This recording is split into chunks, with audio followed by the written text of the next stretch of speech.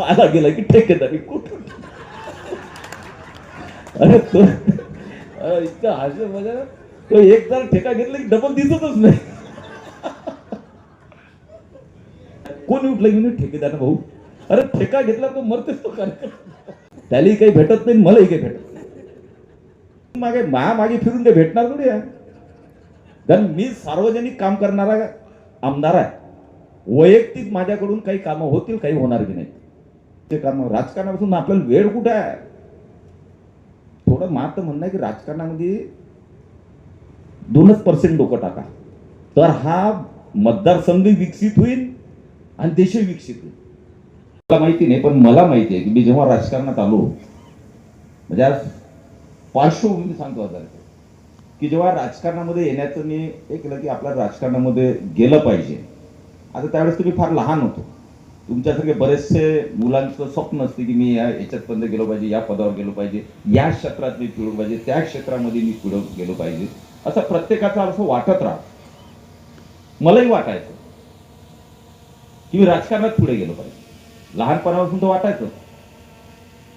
परंतु जेव्हा मी डॉक्टर होऊन या जळगाव जामोदमध्ये प्रॅक्टिस सुरू केली आणि पिंड हा समाजकारणाचा असल्यामुळे दवाखान्यात लक्ष कमी. दवाखाना चांगला चालायचा, असं नाही की दवाखान्यात चालत नव्हता म्हणून समाजकारण किंवा राजकारणात, असं नाही. दवाखाना चांगला चालायचा, परंतु त्यावेळेस समाजकारणाची खूप आवड होती. एक स्वप्न उराशी होतं की आपण कुठेतरी भव्य दिव्य आपल्या हातून करता आलं पाहिजे. आपल्याला खूप मोठ्या प्रमाणात काम करता आलं पाहिजे, खूप लोकांची सेवा करता आली पाहिजे. या दृष्टिकोनातून कोणत्या क्षेत्रामध्ये आपल्याला संधी किंवा तिथे उपलब्ध होऊ शकते. समाजकारण करत करता करता करता जनमानसामध्ये थोडीफार एक झाली. त्यावेळेला सोनारावाले थोडे नाराजही झाले 2004 मध्ये. मला वाटतं आज खुश असतील, तेव्हा नाराज झाले, पण आज तो खुश आहे ना. तेव्हा 2004 मध्ये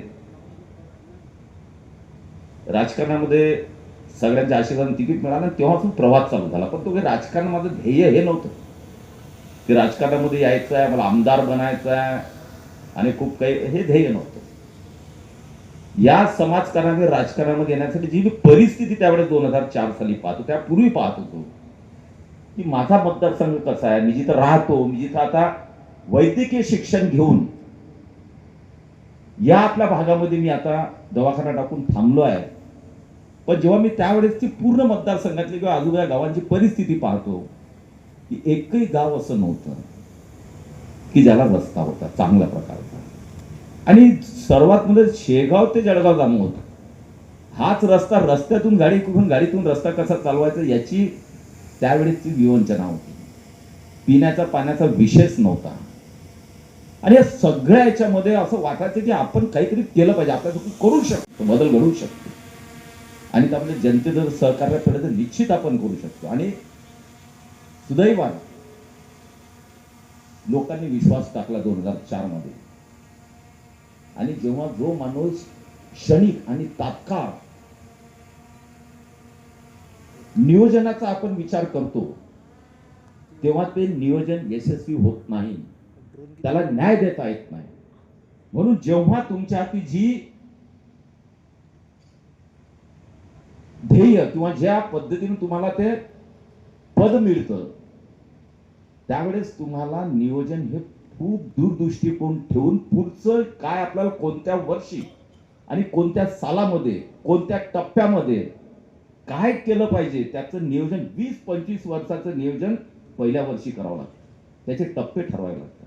पण मी आतापर्यंत बोललो नाही, कारण माझ्या डोक्यामध्ये 2004 मध्ये पहिलं होतं, माझ्या डोक्यामध्ये सडकाच नव्हत्या, रस्तेच नव्हते कुठं जायचं. त्यामुळे पहिले रस्त्याच्या याच्यावरून पिण्याचं पाणी, हे बेसिक नीड्स त्यात जर मतदारसंघात नाहीत तर तुम्ही खूप मोठे स्वप्न पाहू शकत नाही. आणि मग पहिल्या टप्प्यामध्ये काय करायचं, सेकंड याच्यामध्ये काय करायचं, जसे जसे लोक आशीर्वाद देतील त्याप्रमाणे त्या 5-5 वर्षाचा प्लॅन हा माझ्या डोक्यामध्ये सातत्यानं चालू असायचा. आणि म्हणून जसे जसे आपण पुढे गेलो, सगळ्यांना आशीर्वाद दिला आणि जेव्हा मी हे सांभाळलं, ह्या बेसिक याच्यावर सगळ्यांना माहिती आहे की मग सगळ्या गोष्टी आपण हळूहळू पुढे नेत राहिलो. पिण्याच्या पाण्याचं असेल, काय खारपानपट्ट असेल, किडनीचे असेल, एक एक गोष्टीतून मार्ग काढत आपण बेसिक नीड्स आणि लोकांच्या आरोग्याचे आणि त्या संबंधित प्रश्न हे पहिल्या दुसऱ्या टप्प्यामध्ये आपण पूर्णत्वास नेत राहिलो. रस्त्यांचे प्रश्न आपण झाडं निर्माण करत राहिलो. अशा पद्धतीनं मग सिंचनावर आपला तोपर्यंत. आणि मला हजारेचा जेव्हा मी आमदार झालो 2004 मध्ये,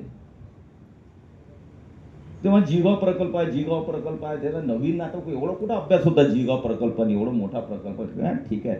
आणि सगळेजण नकारात्मक याच्यात होते की जिगाव प्रकल्प होऊच शकत नाही, या काय दोन तुमच्याही पिढीत होत नाही म्हणे, तुमच्या पुढच्या पिढीत होणार नाही. आपणही पिच्छा दिला सोडून पहिल्या टर्म मध्ये. म्हटलं याच्या मागे कुठं लागतं जर हा होणारच नाही प्रकल्प. कारण हे फक्त लोकच नाही सांगायचे, अधिकारी तेच सांगायचे. आणि मंत्र्याकडे गेलं तर मंत्री म्हणाले काय जिगाव प्रकल्प होते का तो प्रकल्प. डायरेक्ट मंत्री सुद्धा म्हणाले जिगाव होऊच शकत नाही. आणि मग तेव्हा माझ्या डोक्यात जिगाव प्रकल्प जर होऊ शकत नाही तर पर्याय काय. मग त्यावेळेस एवढा मोठा प्रकल्प आहे, त्याला निधी भेटणार नाही, हा लवकर होणार नाही, 2-2, 3-3 पिढ्यापर्यंत होऊ शकत नाही, असं जर लोकांमध्ये किंवा यंत्रणेमध्ये जर त्या पद्धतीनं विचार असेल तर मग आपल्याला काहीतरी वेगळा विचार सुद्धा करावा लागेल. आणि मग बाकीच्या गोष्टी करता त्या टप्प्यामध्ये मी हा विचार केला की आपल्या भागातून छोटे प्रकल्प जर लवकर जर होत असतील तर छोटे प्रकल्प झाले तर लवकर होतील. आणि म्हणून मी या 3 प्रकल्पाचं सर्वेक्षण झालेलं होतं. सर्वेक्षण झाले तर फिजिबिलिटी नव्हती, या प्रकल्पाची फिजिबिलिटी नव्हती. मग त्यावेळेस काही हजारे साहेबांसारखे त्यावेळेस अधिकारी होते काही, की त्यांच्यासोबत जेव्हा डिस्कशन केले की हा झालाच पाहिजे प्रकल्प, काही गावांचा फायदा होईल, तेव्हा जो आज नदीजोड प्रकल्प आपण म्हणतोय की नदीजोड प्रकल्प नदीजोड जी आज चर्चा चाललेली आहे, जी आज देवेंद्र म्हणतायत नदीजोड प्रकल्प आपला तो विदर्भात होतोय, त्यावेळेस अधिकाऱ्यांनी मला संकल्पना दिली की भाऊ 2 तिकडे नाल्या और कचेरी आणि हे इकडलं पाणी जर तिकडे ट्रान्सफर केलं तर हा प्रकल्प फिजिबल होईल. आता याच्या नदीतलं त्या नदीमध्ये पाणी सोडणं महत्व. परंतु त्यानंतर त्या विचार करता आम्ही अजित दादांकडे गेलो. म्हटलं प्रगती म्हणजे फिजिबिलिटीच नाही, रिपोर्टच नाही, ईडी पण सगळे बसले. म्हणजे अधिकाऱ्यांनी तुमच्यासारखेच मला कानात सांगून ठेवलं की असं असं केलं तर होऊ शकतं. मी त्यांना प्रेस केलं की दादा हे होऊ शकते, कारण आम्ही या नदीत, अरे म्हणे नदीतलं या नदीतून त्या नदीत काही सोपी असते का काम. म्हणजे सोपी नसते पण केलं पाहिजे आपण, होऊ शकतं. त्यावेळेस या प्रकल्पाला ते सगळं केल्यानंतर मंजुरात भेटली, सोंडीला भेटली, आलेवाडीला भेटली, तिकडे कुरावडदा इस्लामपूर योजनेला भेटली. परंतु ह्या भेटल्यानंतर मग त्या गतिमानतेनं पुढे कसं जाईल. आणि शेवटी बघा, शेवटी माझं घर असलं, माझीही शेती असली आणि जर ते ऍक्विजिशन होते आहे, ती जर जाते आहे, तर तुम्हालाच नाही मलाही दुःख होणारच आहे. म्हणजे मी काही माणूस नाही असं नाही आहे, मी पण आहे. त्यामुळे त्यावेळेस संभ्रम एक दुसऱ्या मनात, कसं होईल, काय होईल, शासन काय करेल, शेतकऱ्यांमधला संभ्रम, अधिकाऱ्यांमधला संभ्रम, कसं होईल, ह्या सगळ्या पैशाचं निधीचं काय, भाव काय भेटतील, ह्या सगळ्या गोष्टीमध्ये निश्चितपणे मी जर तुमच्या जागी असतो मी हेच विचार केला असता. म्हणजे तुम्ही काही गैरविचार केला, मी फार तज्ज्ञ असं काही नाही, मी पण हाच विचार केला. शेवटी स्वतःच जातं तेव्हा करतो. त्यामुळे एक दुसरे संपर्क संवाद करून आम्ही प्रयत्न केला की याच्यातून मार्ग कसे काढायचे. पण दुर्दैवानं या प्रकल्पामध्ये कोर्ट कचेऱ्या झाल्या, माहिती आहे ना सगळ्यांना, कोर्ट कचेऱ्या झाल्या. आणि जे एक माझं स्वप्न होतं, एक ध्येय होतं की इतक्या वर्षात हा प्रकल्प पूर्ण झालाच पाहिजे आणि शेतीला पाणी मिळालं पाहिजे. शेवटी मी जर असतो तर मी कोर्टामध्ये गेलोच असतो. मी कोणाला दोष देत नाही, दोष देण्यासाठी मी सांगत पण नाहीये. मी जर असतो तिथे मी पण कोर्टात गेलो असतो. मला जर मोबदला नाही असं नाही हे आपलं एवढं संदर्भ जात नाही, मी पण कोर्टात गेलो असतो, नो डाऊट मी पण गेलो असतो. पण त्या कोर्ट कचेऱ्यांमुळे तो प्रकल्प गतिमान होऊ शकला नाही. परंतु आमच्या सगळ्या शेतकऱ्यांच्या हळूहळू संभ्रम दूर होत गेले. आणि मी अतिशय नम्रपणे सर्व या भागातील बुडीत क्षेत्रातील शेतकऱ्यांचं अतिशय मनापासून आभार मानतो की त्यांनी यामध्ये पुन्हा सहकार्य घेण्याची भूमिका घेतली आणि हा प्रकल्प गतिमानतेकडे पुढे गेला. त्यामुळे त्यांचं योगदान तेवढंच आहे. त्यांनी योगदान दिल्यामुळे हा प्रकल्प आज जमिनीवर होता. पण एक गोष्ट जर वेगळ्या पद्धतीने शेतकऱ्यांनी आपण विचार केली, ज्यांचे बुडीत गेले त्यांना आपण चांगल्यात चांगले मोबदला देण्याचा प्रयत्न केला. परंतु त्यांनी एक विचार केला की हा प्रकल्प झाला, आज तुम्ही नसाल, मी नसू, आपली पुढची पिढी नसेल, त्याच्याही पुढची पिढी नसेल, परंतु हा प्रकल्प जागेवरच राहणार आहे. पिढ्यानंतरही हा प्रकल्प लोक जेव्हा पुढच्या पिढ्यातले येतील 2, 4, 5, 10 पिढ्यानंतर, तरी ते म्हणतील या हे मोठं काम आमच्या भागातील लोकांनी करून ठेवलं आमच्या पिढीसाठी. त्यामध्ये फक्त की आमदार कुटेचं नाव होईल असं नाही आहे, त्या शेतकऱ्यांचंही नाव होईल की या सगळ्या आमच्या बापजादाईनं चांगला विचार केला म्हणून हे आता आम्हाला चांगले. पण आज या प्रकल्पामध्ये याच पिढीला चांगले दिवस येत आहेत. पुढच्या पिढ्यांचं तर नंतर बघू, पण याच पिढीला चांगले दिवस येत आहेत. आणि म्हणून आपला चोंडी प्रकल्प सुद्धा आपला पूर्ण झाला. त्याची वितरण व्यवस्था जी आहे, बंदिस्त वितरण व्यवस्था नलिकेची, ती सुद्धा आपली पूर्ण झाली. आणि आता शेतकऱ्यांना आपण पाणी देतोय. आता याच्यामध्ये जेव्हा होईल तेव्हा आता शेतकऱ्यांच्या शेतापर्यंत सगळी वितरण व्यवस्था पूर्ण झाली चोंडी प्रकल्पाची. आणि आता त्यांना आपण शाश्वत चांगल्या प्रकारचं सिंचनासाठी आपण पाणी देणार आहे. आता याही प्रकल्पाची आज जे आपलं नियोजन झालेलं आहे की या प्रकल्पाची या वितरण प्रणाली लवकरात लवकर पूर्ण होऊन या 6-8 गावातल्या शेतकऱ्यांना जे लाभार्थी क्षेत्र आहे त्या क्षेत्रामध्ये बंदिस्त कूपनलिकेद्वारा पाणी हे त्यांच्या शेतापर्यंत पोहोचण्याचं उद्दिष्ट आहे. आणि येणाऱ्या नजीकच्या काळामध्ये आपल्याला पूर्णही करायचं आहे. जेणेकरून एक बघा, फार आता पहिले जे होते ना, पाटामधून पाणी देतो. आपल्या या वांचं पाणी आपले पाट वगैरे आपण पाहतो, पाटानं पाणी. पण तू पाटाचं पाणी त्याचं बाष्पीभवन खूप होते, किती मोठ्या प्रमाणामध्ये उन्हामध्ये ते पाणी बाष्पीभवन निघून जातं. अपव्यय जो पाण्याचा खूप मोठ्या प्रमाणात होतो. काही जमिनीत मुरते, काही इकडे फाटे पुढे पडून तिकडे जातं.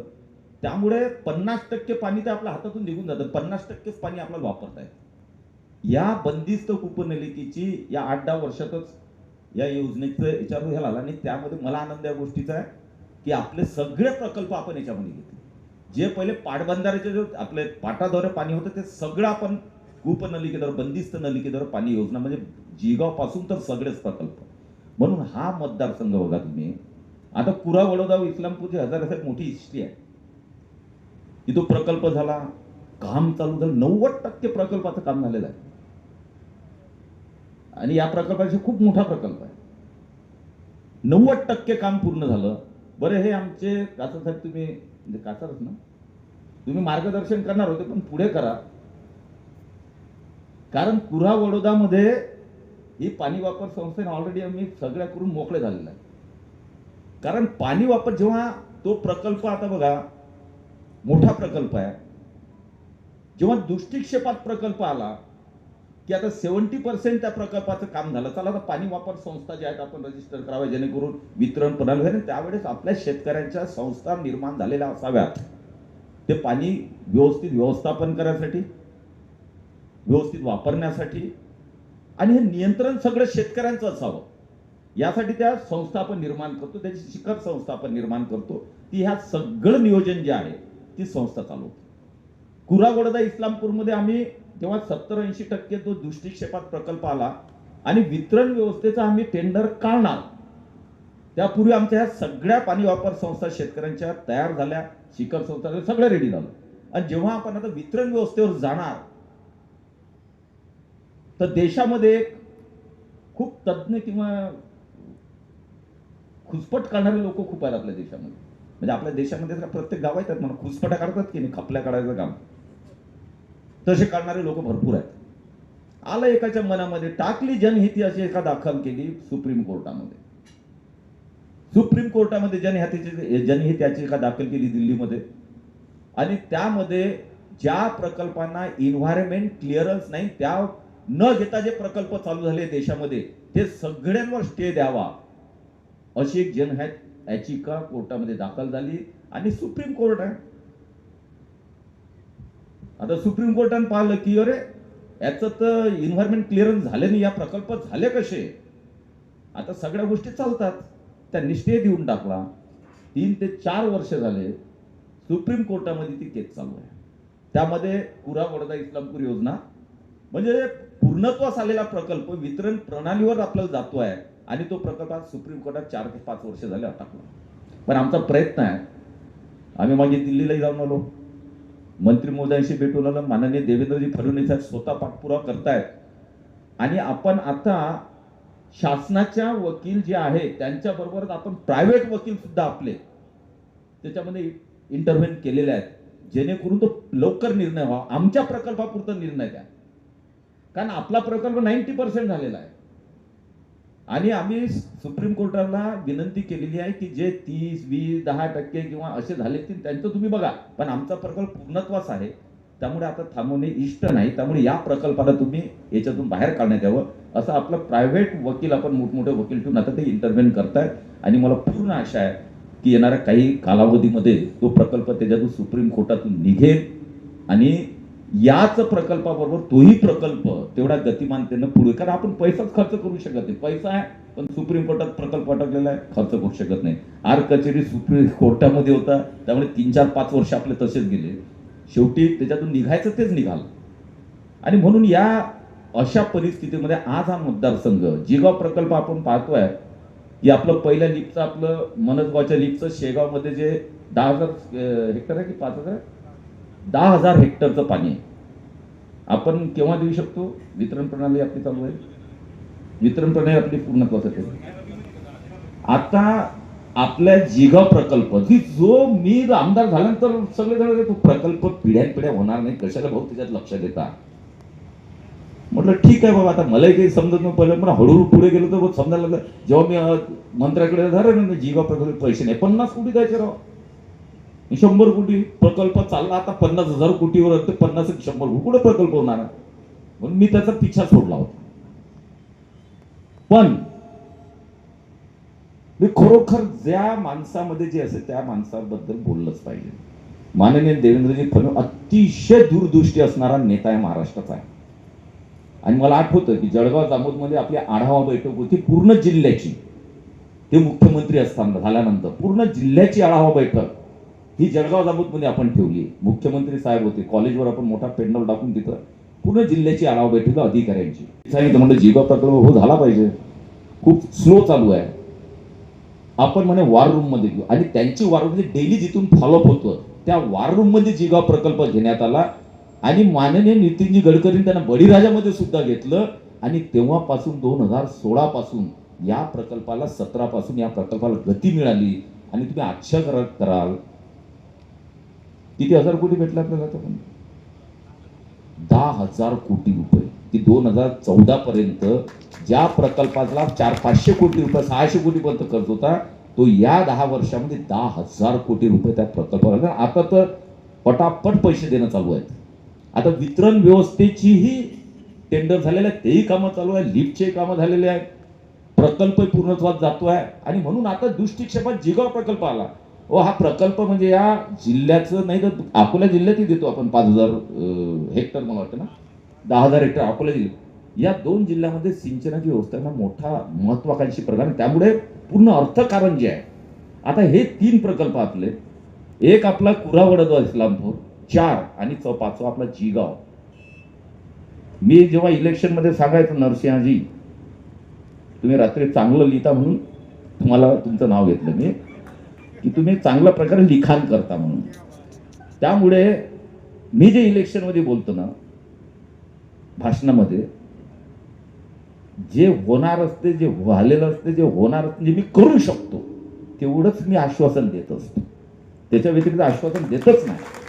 आणि म्हणून मी दिलं होतं की जिगाव प्रकल्प 2029च्या पूर्वी आम्ही शेतकऱ्यांना पाणी देऊ. आणि मला विश्वास आहे की पहिल्या 10,000 हेक्टरला पाणी आम्ही जून जुलै म्हणजे रब्बीमध्येच आम्ही देतोय 10,000 हेक्टर शेतकऱ्यांना पाणी. आणि म्हणून एक एक गोष्टी टप्प्यात जेव्हा येत राहतात, तसं आपण टप्प्यात आला की आपण कार्यक्रम, पण सावध हे टप्प्यात येऊ द्यावं लागतं. टप्प्यात येईपर्यंत कार्यक्रम करायचा, शांततेने राहायचं. टप्प्यात कधी ना कधी सावज अटकतेच.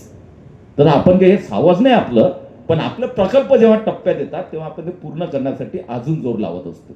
आणि मला विश्वास आहे की ज्या पद्धतीनं मतदारसंघातील जनतेला मी सांगितलं की हा माझा 5 वर्षाचा कार्यकाळ जो तुम्ही आता दिलात, जे आशीर्वाद दिले, जसे 5-5 वर्षाच्या कार्यक्रमामध्ये कार्यक्रम ठरलेले होते की या 5 वर्षात काय मतदारसंघ कुठपर्यंत न्यायचा. आज मी विश्वासानं सांगू शकतो, सगळे अधिकारी कर्मचारी सगळे माझे मतदार जे आहेत त्यांचे आशीर्वाद, त्यांचं सहकार्य, त्यांचं प्रेम, ह्या सगळ्या गोष्टींना एकत्र करून या इलेक्शनमध्ये दिलेलं आश्वासन, जेव्हा मी 5 वर्षानं कुठेही कोणत्याही इलेक्शनमध्ये 5 वर्षांनी तुमच्या समोर येतो ना, तेव्हा 5 वर्षात तुम्ही भाषणं काढा माझी. म्हणजे तुम्ही 2024चे भाषण नका काढू, 25चे नका काढू. 25चे आता झाले, 25 झाली, 24 आपली 24 झाली का आपली निवडणूक? 2024 झाली. तुम्ही 2019चे भाषण काढा. माझं चॅलेंज आहे 2019चे. आमदार साहेबांनी इलेक्शन पिरियडमध्ये सोनाळ्यात दिलेलं भाषण, बावलीमध्ये दिलेलं भाषण, आसलगावमध्ये दिलेलं भाषण, त्या भाषणातले मुद्दे काढा. मग 19 ते 24 पर्यंत त्यांनी त्यातलं काय केलं याचं इकडे विश्लेषण करा, चिंतन करा. तेच सांगतोय की 2024 मध्ये दिलेले लोकांना आश्वासन म्हणतायत, पुढचे जे 5 वर्षातले कार्यक्रम किंवा 5 वर्षात कसं आपण करतोय. आणि निश्चितपणे मला विश्वास आहे की आपण सगळ्यांच्या सहकार्यानं हा मतदारसंघ त्याच पद्धतीनं 2029 पर्यंत जे 24 मध्ये आश्वासन दिले त्याच वेगानं. ठीक आहे, मला मान्य आहे की एखादा वर्ष एखाद्या प्रकल्पाला कमी जास्त होऊ शकतो, पण तू गती वाढवून त्या ध्येयापर्यंत पोहोचण्याचं 2029 आपलं ध्येय आहे की हा मतदारसंघ हजारे साहेब मला वाटतं 29 पर्यंत तुम्हाला सीबी होणार. तुम्ही असं वाटतं तुम्हाला इकडून जायचंच नाही. हे सगळं मतदारसंघ हा एरिया पश्चिम विदर्भ सुधारल्याशिवाय, पश्चिम विदर्भाला सुधारल्याशिवाय हजारे नाही, यांना कोणाला जाऊ देणार नाही. मी सगळे इथंच फिरवतो पश्चिम विदर्भामध्ये, कारण माझं काही फोकस जळगाव जामोद नाही आहे एकटं. पश्चिम विदर्भ माझा कसा पुढे जाईल हा तर माझा फोकस आहे 29 पर्यंत. त्यात जळगाव जामोद आहे. जळगाव जामोदचा फोकस ठरलेला आहे की 2029 पर्यंत हा मतदारसंघ सिंचनामध्ये नंबर 1 मतदारसंघ महाराष्ट्रातला करणार म्हणजे करणार. हा एखादा प्रकल्पात कमी जास्त होऊ शकतं, मी हे म्हणणार नाही तर मग 29 सांगणार 100% दाखवा. इकडे तिकडे थोडं होईल, प्रयत्न हा राहील की 29च्या पूर्वीच आपण 100% इरिगेशन. आज तुम्ही बघा चोंडी प्रकल्प आपला झाला आणि ज्या पद्धतीनं देवेंद्रजी फडणवीस साहेबांनी जलयुक्त शिवार योजना काढली 2014 नंतर, आपल्या मतदारसंघातल्या जनतेने सुद्धा खूप मोठा त्याच्यात सहभाग घेतला, श्रमदान केलं, संस्थांनी सहभाग घेतला, शासनानं घेतला. आपण सगळ्यांनी स्वतः कुदळी फावडे घेऊन त्याच्यामध्ये काम केलं. सगळ्यांच्या सहकार्यानं आणि शासनाच्या आणि देवेंद्रजींच्या सहकार्यानं नेतृत्वामध्ये मार्गदर्शनामध्ये या मतदारसंघामध्ये एवढे जलयुक्त शिवारचे काम, हजारो बंधारे, हजारो. म्हणजे बंधारे जरी मोजले तरी महाराष्ट्रात सगळ्यात जास्त बंधारे याच मतदारसंघात झाले. आता तुम्हाला कुठं झाले जरा बघा, जामोदमध्ये जा, जामोद पासून फिरावर पहाडामध्ये शेकडो बंधारे आहेत. त्यामुळे माथ्यापासून तर पायथ्यापर्यंत पूर्णपर्यंत बंधाऱ्यांची साखळी, जिथं जिथं शक्य झालं तिथं आपण बंधारे केलं. त्याचा फायदा आज तुम्ही पाहताय की नाही. आज आपल्या मतदारसंघामध्ये पाण्याची पातळी विहिरीची वाढली की नाही वाढली. शेवटी मी काय म्हणत, आता एक थोडंसं संतोषराव याचाही विचार करा की मी एकच सांगायचं की माझ्या शेतकऱ्यांना 2 गोष्टी तुम्ही द्या, माझा शेतकरी तुमच्या समोर कधीच हात पसरवणार नाही. एक, शाश्वत पाणी द्या. मेहनती आहे, पण जेव्हा पाणीच नव्हतं तर काय ते शेतामध्ये जाऊन थोडंफार केलं, वरच्या पाण्यावर पाहिलं, आपलं घरी निघालं, असंच चालायचं. आता 24 तास पाणी. आज मी सगळ्यामध्ये, मी तर एवढा नाही, मी सगळ्या लोकांशी बोलत असतो, माझी स्वतःची शेती आहे, सगळ्यांकडे फिरत असतो. आज शेतकरी सांगतात की आमचं पाणी आटत नाही. विहिरी वेलात, ज्या ओसाड पडलेल्या विहिरी आज चालू झालेल्या आहेत मतदारसंघातल्या, त्यामुळे पाणी अजून तर सिंचन प्रकल्प पूर्णच व्हायचे आहेत. तर जलयुक्त शिवारच्या माध्यमातून हा मतदारसंघ आता पुढे जातोय. सिंचन प्रकल्प झाल्यावर तर या मतदारसंघात म्हणजे विषयचे नाही. म्हणून 2च गोष्टी म्हटलं तर पाणी आणि शेतकऱ्यांना 24 तास वीज, ह्या 2 गोष्टी माझ्या शेतकऱ्यांना जर दिल्या तर माझा शेतकरी हा तुमच्या दरवाजामध्ये पाय भीक मागायसाठी उभा राहणार नाही. हा विश्वास मला. आणि देवेंद्रजीचं व्हिजन आहे. एक बघा की नुकसान झालं की दे पैसे, नुकसान झालं की दे पैसे. आपला हक्क आहे, आपण मागतो, शासनानं द्यावे, आपला आग्रही असतो. आणि आपण प्रयत्न करतो. आपल्या या भागातली कार्यकर्ते तर खूप चांगले आहेत की जे सातत्यानं मागे लागतात माझ्या. भाऊ हे पैसे राहिले, भाऊ ते पैसे राहिले, हे मदत राहिली, ती मदत राहिली. आणि मला आवडते ते की जेवढा पाठपुरावा जास्त झाला तेवढा आम्हालाही पळावं लागतं. आणि एखाद्या गोष्टीत पाठपुरावाच निघाला तर आम्ही बी थंड पडून जातो. म्हणून तुमचंही तेवढंच मी आभार मानतो की इथला मतदारसंघातला जनता सुद्धा कार्यकर्ते हे सातत्यानं फोर्सफुली असतात. भाऊ हे बा ते तितक्याला हे 10 राहिलेच, हे असं राहिलं, ते राहिले, त्यामुळे पळावं लागतं मला त्या प्रशासकीय बिल्डिंगमध्ये. हे काय राहिले म्हणजे त्या प्रशासकीय बिल्डिंग सगळ्यात जास्त जाणारा आमदार मी आहे. आपत्ती व्यवस्थापन जिथून ते मदत पुनर्वसनच्या कार्यालयामध्ये प्रशासकीय बिल्डिंगमध्ये ते तर मी दिसलो की म्हणजे कुठे ना कुठं कोणते पैसे राहिले सांगा साहेब कोणतं राहिलं. कारण इतकं तिथं जात असतो मी. वीकली एक चक्कर असते. बरं काही काही तर मजेदार गोष्टी आहेत. आमचे 1-2 नेते आहेत, भाऊ पैसेच मिळाले आपले. तर जनता तर म्हणते ठीक आहे, तिथपर्यंत ठीक आहे, पण नेता म्हणते पैसे घ्यायला. म्हटलं तुमचं एक काम करा, मी KYC वगैरे नंबर वगैरे द्या, मी आता उद्या चाललोच आहे, मी तपासून घेतो कुठं अडचण आली काय आली. गेलो बाबा तिथं. तो म्हणे तर भाऊ ऑलरेडी डिस्पर्स झालेले आहेत पैसे, त्यांच्या खात्यात गेले. म्हणलं नाही हो, नेत्यात म्हटलं एवढं मोठमोठे नेते असं कसं झालंय. त्यांना सांगितलं आमचे पैसे नाही आले. मग मी तिथून फोन लावला. त्यांनी अकाउंट मधले की किती रुपये कोणत्या दिवशी मदतीचे कसे जमा झाले त्यांनी तो पूर्ण बायोडाटा. मी आमच्या नेत्यांना फोन लावला, का तुमचे पैसे ते या डेटला जमा झाले. हा मला वाटलं ते दुसरेच आहेत मदतीचे. म्हणजे ते म्हणजे अशी परिस्थिती झाली की कोणती मदत आली हे समजायला मार्ग नाही. आता मदत येत राहते, हे याची मदत आहे का त्याची मदत आहे याच्यातही कन्फ्युजन आहे आता. मग ते कधी अतिवृष्टीचे पकडतात आणि दुष्काळाचे विसरून जातात. मग दुष्काळची आलीच नाही भाऊ. म्हणजे ह्या गोष्टी गमती जमतीचा भाग सोडा, परंतु याच्यावर आपण अवलंबित्व नाही आहे. जर आपल्याला शेतकऱ्यांना या भाग सुजलाम सुफलाम आणि आपल्या पुढच्या आयुष्यातल्या पिढी जर चांगल्या घडवायच्या असतील तर फक्त या मदतीवर अवलंबून राहून हे तर आपलं हक्क आहे, ते मिळत राहणार. परंतु आपल्याला हा मतदारसंघ शाश्वत रूपी सिंचनयुक्त एक 24 तास वीज असणारा, 24 तास पाणी मिळणारा हा मतदारसंघ जर झाला तर कोणीही शेतकरी आत्महत्या करणार नाही. आणि सिंचनाकडे आपण नेऊ, आपले 13ही फीडर जे आहेत इलेक्ट्रिक फीडर 33 KVचे सर्वच्या सर्व याचे फक्त 2 ठिकाणच्या जागा अजूनही आता देतच नाही. तर काही आता थोडी एखादं जे लोक पैसे आहेत, मी गरीब शेतकऱ्याला कधीच म्हणणार नाही, पण जे करू शकतात त्यांनी थोडंसं दान पुण्य केलं पाहिजे. गरीब शेतकऱ्याला मी म्हणणार नाही, पण जो करू शकतो त्यांनी माझं शेत नाही तिथे मी देऊन टाकलं तर 5 एकर त्या याच्यासाठी, त्या सोलरच्या याच्यासाठी प्लांटसाठी. पण आता 2 ठिकाणी भेटून राहिले, संग्रामपूरची आहे आणि अजून मला वाटतं अजून एक ठिकाणची आहे. पण बाकीच्या ठिकाणचे आपले प्लांट सगळे चालू झालेले आहेत आणि 1 वर्षाच्या आत 2027च्या पहिले म्हणजे 1 वर्षानंतरच आपल्या मतदारसंघामध्ये शेतकऱ्यांना 24 तास वीज पुरवठा होईल. 24 तास दिवसा वीज पुरवठा राहील. काहीच काळजी करायचं कारण नाही. कारण सोनाळ्याचं सोनाळा तर जूनमध्ये चालू करून आलो आपण. म्हणजे सोनाळा फिडरवर, म्हणजे सोनाळा फिडर नाही 33 KV सेंटरवर जेवढा एरिया आहे तेवढा आपण जूनमध्येच त्यांना दिवसा चांगल्या प्रकारे वीज मिळेल. खूप मोठे हे बघा, काही लोकांना तर राजकारणी बघा वीज दिवसा काय रात्री काय भेटली वीज तर भेटून राहिली, नाही भेटली नाही तर पण दिवसा वीज मिळण्यामध्ये जो आनंद आहे, तो शेतकऱ्यांचा जो एक प्रकारचे धोके असतात आमच्या खूप काही आहे. आणि म्हणून त्या पद्धतीने आपला प्लॅन झालेला ह्या दोन्ही गोष्टी आपण करतोय. राहिली आमच्या वितरण व्यवस्थेची जी पाणी वापर संस्था बनवायच्या आहेत, त्या 6च गाव आहेत. आम्ही जवळपास 29 गावांमध्ये बनवून टाकलाय. त्यामुळे 6 गावच्या नजीकच्या काळामध्ये आपण पाणी वापर संस्था बनवणार. जे जे शेतकरी लाभार्थी आहेत त्या लाभार्थी शेतकऱ्यांच्या आपण संस्था बनवणार.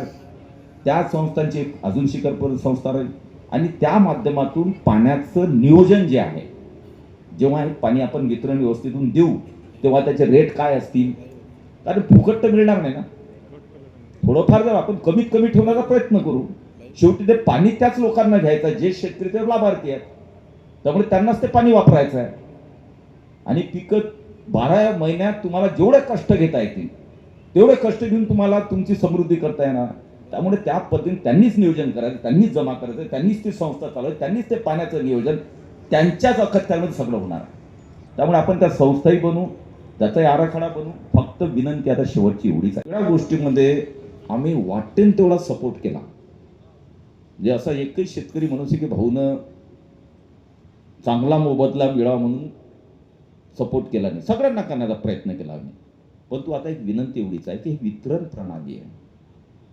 आता तुम्ही कितीही केलं तरी याच्यामध्ये तुम्ही मधात झाडं लावा की घर बांधा, या वितरण प्रणालीमध्ये एकही रुपया त्याचा मिळणार नाही. मी स्पष्ट बोलणारा माणूस आहे. मी मागे बोलत, मी ऑन एअर बोलतोय आता.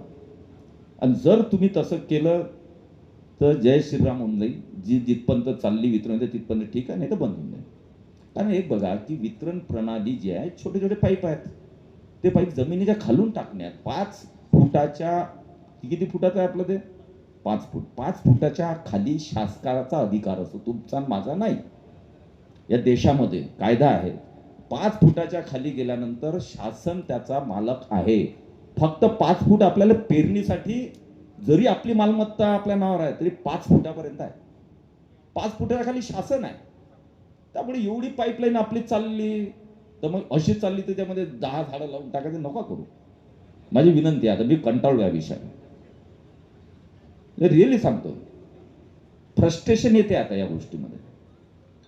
आणि अशा पद्धतीने राहिलो ना तर आपण जे एम, जे ध्येय आहेत आपले, झालं ना, जोपर्यंत तुम्हाला सपोर्ट करतात तोपर्यंत आम्ही ताकदनं तुम्हाला सपोर्ट केला. पण आता तुमची आवश्यकता आहे की 2-5 हजार, 1 लाखासाठी, 50 हजारासाठी असं काही करू नका की वितरण व्यवस्थेमध्ये कुठेही प्रॉब्लेम येईल. कारण शेवटी मग कलेक्टरचा आदेश पाळावा लागेल. कलेक्टरच्या आदेशानुसार मग जबरदस्तीनं 5 फुटाच्या खालीच आपण वितरण व्यवस्था टाकतोय. त्यामुळे तो आदेशच आहे. परंतु तुम्ही मी एकच आहे. त्यामुळे अशी गोष्ट होऊ देऊ नका. आता काहीही त्याच्यामध्ये 2 झाडं लावतो, अरे काय भेटणार आहे? 5-10 हजार, 5-10 हजारासाठी किती तालं करू आपण. आणि ती वितरण व्यवस्था आता छोट्या गोष्टीमध्ये अडवणूक करून मोठ्या गोष्टीमध्ये तुम्ही अतिशय सहकार्य केलं. पण छोट्या गोष्टीत आता तेवढी ऊट जी आहे ना ती काढा. त्यामुळे कोणीही नाराज होण्याचं काम नाही. मी जे बोलतो ते स्पष्ट बोलत असतो, मागे कोणाच्या बोलत नाही. मागे बोलायचं काही आणि करायचं समोर काही, हे माझे धंदे नाही. त्यामुळे वितरण व्यवस्था सुरळीत टाकू द्यावी ही माझी नम्र विनंती सगळ्या शेतकऱ्यांना राहणार. कारण 5 फुटाच्या आतमध्ये टाकू, वरती तुम्हाला तुमची शेती करणेच आहे. आता जीव आहे, पिण्याचं पाणी जे जीवन आहे आपलं, हजारो लोक ज्याच्यामुळे मेले आपल्या मतदारसंघात, ती पाणी लाईन येऊन आली, तिलाही आपण मध्ये झाडं, मध्ये हे करून, मध्ये ते करून, नाही मोबाईल कशाला आहे. थोडंसं तर आपण हे करा, थोडंसं आपण पण सहकार्य करा. आपण पण थोडी समजदारीची भूमिका घ्या. कारण ते पाणी आपल्या लोकांचं जीवन सुधारणार आहे. आणि आपण त्याच्यामध्ये थोड्याशा गोष्टीसाठी पाईपलाईन होऊ देणार नाही. मला वाटतं की मला त्या गोष्टीमध्ये जाऊ देऊ नका. नाही तर पाईपलाईन कोणीच थांबवू शकत नाही. पण तो शेवटी आपले संबंध आहेत. आपण एक दुसऱ्याची रोज भेटतो, रोज हे करतो. त्यामुळे मला त्या गोष्टीपर्यंत जाण्याची वेळ येणार नाही. अशी आपण एक दुसऱ्याचे संवाद आहेच, संवाद वाढवा. या माझ्याकडे, भाऊ ते चालत जाऊन नाही म्हणत, मी सांगतो ना समजून. आणि फारच काय असलं तर माझ्याकडून घेऊन जा. पण आता पाणी पुरवठा, पिण्याचं पाणी आहे राव, ती एवढीशी विहीर चालली त्याच्यामध्ये बी नाही ते इकडून माझं शेत इथपर्यंत जाऊ दे ना बाबा. ते खालून चालली ना 5 फूट, तुला तर पेरण्याचं आहे त्याच्यावर. पण तेवढ्यासाठी आपण एक बघा, तुमच्या तेवढ्यामुळे हजारो लोकांचं पाणी पिण्याचं आपण अडवतोय. त्यातला एक जरी मृत्यू झाला ना, त्याला जबाबदार आपण असणार आहे. एकाला जरी रोग झाला तर त्याला जबाबदार आपण असणार आहे. ही भावना ठेवा ना. तुमच्यासाठी जास्तीत जास्त पैसा निधी देण्याचा मी प्रयत्न आपण करतोच आहे. पण थोडंसं तुम्ही पण या छोट्या छोट्या गोष्टीमध्ये सहकार्य केलं पाहिजे, जेणेकरून चांगल्या मानसिकतेनं हा मतदारसंघ आपल्याला सुजलाम सुफलाम. मी शेवटचं एक सांगतो, ह्या 2 गोष्टी आपण करा. म्हणून 5 वर्षातलं जे आपण दृष्टिक्षेपामध्ये जे ठेवलं, पुढचे 10 वर्ष मी प्लॅनिंग सांगतच नाही असतो. कारण मी 5 वर्ष एवढ्यासाठी सांगतो, मी 10 नाही, 2047 विकसित भारत हा मोदीजींनी जी घोषणा दिली अशी हवेत नाही दिली. मोदीजी तेव्हा कोणत्या पदावर असतील, काय असतील, काही सांगता येत नाही. मी कुठं असेल तेही सांगता येत नाही. परंतु तुम्ही 2047चं व्हिजन घेऊन चाललं पाहिजे. मोदीजी विचारच तसा केला पाहिजे, तसा करताय. 2047 मध्ये हा विकसित भारत बनवायचा आहे आणि त्या पद्धतीनं आतापासून प्लॅनिंग सुरू केलेलं आहे. तर आम्ही सुद्धा या मतदारसंघ 2047चं प्लॅनिंग पूर्ण रेडी आहे की 2047 माझा मतदारसंघ कसा असेल.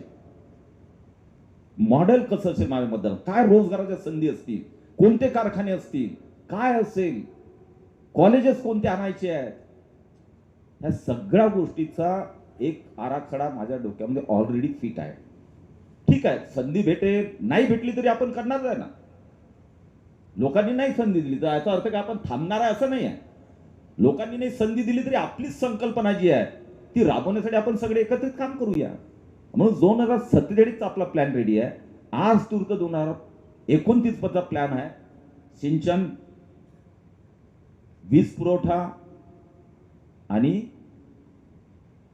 आपल्या शेतीवर आधारित प्रक्रिया उद्योग करून शेतकऱ्यांना चांगल्या प्रकारचा नफा मिळवून देणे आणि बेरोजगाराला काही प्रमाणामध्ये संधी या 2-3 प्रकल्पाच्या माध्यमातून करून देणे हा आपला एम आहे. सध्या 29 पर्यंत आपण आणणार आहे. आता एक तर बघा, मी इथं बसलेले आहेत सगळे, तिडके आलेत का आहेत समोरच आहेत, आहे ना, तिडके सगळ्याचे नाव घेऊ शकतो मी. हो, पैसा कमी नाही आहे का आमच्याजवळ? हो दाबाडे, कुठे गेलं? पैसा कमी आहे का आपलं? फक्त करण्याची मानसिकता नाही, हाच विषय आहे. 15 वर्ष झाले मी बोलतोय, अरे एक कोल्ड स्टोरेज टाका रे बाबांनो, एक कोल्ड स्टोरेज करा रे बाबांनो. आला 12 कोटीचा प्रकल्प, आज 12 झाला समजा, त्याच्यामध्ये 60% तुम्हाला गव्हर्नमेंट देते आहे. 4 कोटीचा विषय राव, 12 कोटीच्या प्रकल्पाला 4-4.5 कोटी, 4-10 जणांचा ग्रुप तयार झाला, 10-10, 20-20 लाख टाकले, संपलं. बाकीचं लोन भेटते, त्या 60% जमा होतात. आणि आज आपण संत्रा काय करतो, शेतात पिकवतो, ते येतात विकून टाकतो, आपल्या 2 व्हीलर घेऊन सुरू आपले बाकीचे काम. राजकारणापासून आपल्याला वेळ कुठे आहे? थोडं माझं म्हणणं आहे की राजकारणामध्ये 2% डोकं टाका, तर हा मतदारसंघ विकसित होईल आणि देशही विकसित होईल. 98% राजकारणामध्ये डोकं टाकल्यानंतर 2047 मोदीजीचं स्वप्न पूर्णच होणार नाही. 2% टाका ना, 98% जा ना. आता पाणी आलं की शेतात जाऊन बसा ना दिवसभर, तिथं घर बांधा, एक छोटस घर तिथं बांधा, 2 म्हशी घ्या, 2 गाई घ्या, हे करा ते करा. त्यामुळे आता थोडीशी मानसिकता बी बदलावं लागेल. राजकारणामध्ये तुम्ही जेवढा जास्त वेळ देता ना तेवढं सगळ्यांसाठीच घातक आहे. त्यामुळे राजकारणाला कमीत कमी वेळ देऊन आवश्यक ते तिथं जायचं. आता भाऊ आले म्हणजे, आता आमदार साहेब आले म्हणजे सगळे बिलकुल गेलंच पाहिजे नियम आहे का? नाही, नियम आहे नाही आहे. ज्याचं नाही जमलं, ज्याला एखादं किराणा दुकान, मला भाऊ वेळच नाही आहे, किराणाच दुकान केलं पाहिजे. भाऊ मला पाणी द्यायला अर्जंट जायचं आहे, भाऊ येऊन पण मला पाणी द्यायला जायचं ना शेतामध्ये, शेतातच पाणी द्यायला जायचं. काही फिरून मागे फिरून काही भेटणार थोडी आहे. कारण मी सार्वजनिक काम करणारा आमदार आहे. वैयक्तिक माझ्याकडून काही कामं होतील, काही होणार बी नाही. आणि मी आता ठरवलेलं आहे, वैयक्तिक कामाला जो माझ्याकडे येईल त्यांनी विचार करूनच यावं. कारण माझा फोकस आता सार्वजनिक कामं करून हा मतदारसंघ पुढे नेणे आहे. वैयक्तिक कामामध्ये करून तो कार्यकर्ताही थकून जाते, मी थकून जातो, त्यालाही काही भेटत नाही, मलाही काही भेटत नाही.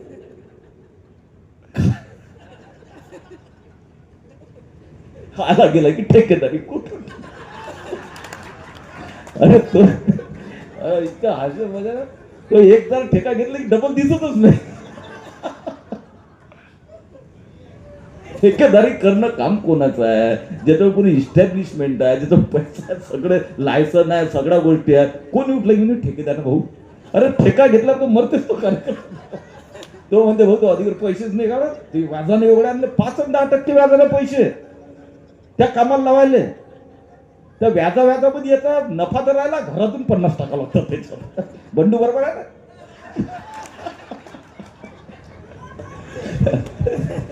ज्यामुळे जेनो काम तेनो करे, दुसरा करो जो गोतो खाय. खूप योजना आहेत, केंद्र शासनाच्या असंख्य योजना आहेत, महाराष्ट्र शासनाच्या असंख्य योजना आहेत, पण कार्यकर्ते त्याच्यात डोकंच घालत नाही.